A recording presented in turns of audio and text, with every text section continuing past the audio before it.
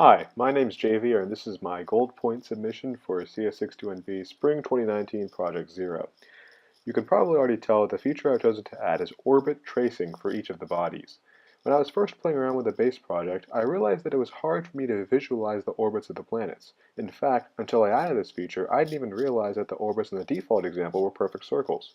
I also thought that when I finished this idea, the colored orbits would look pretty cool. The way my implementation works under the hood is through a custom class called TraceExtreme. Each one of the little dots you see is an instance of the TraceExtreme class that has invoked its draw method. Since I needed to store X, Y, and color, a custom class made the most sense to handle the data. I edited the bodyExtreme class's draw method to also return an instance of TraceExtreme. Basically, each planet leaves behind a little dot as it moves. These are added into an array list so that they can all be drawn on every animation loop, even after the canvas is clear.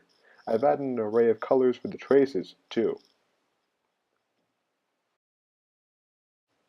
One of the issues that I ended up encountering while working on this was that the animation for every single frame started to become really slow. After digging around a little bit and trying some examples, I quickly realized that this was actually because I was putting in too many instances of the TraceExtreme class.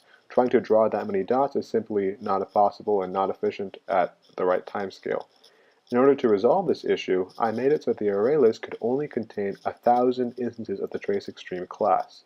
As more instances get added, ones from the start of the array list are replaced. You'll notice this effect right now if you look very carefully. Some of the dots in the orbits are disappearing. The rest of the simulation still functions the way you expect it to.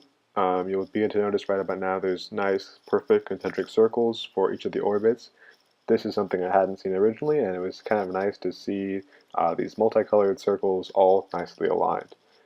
Coming up next is actually something a little bit different. I decided to go beyond the existing example and try something a little bit different based on the files that are also presented in the skeleton code. So I'm a bit of a Star Wars fan, and when I noticed the It's a Trap file directory, I knew exactly what I had to do. Pull up! All craft, pull up!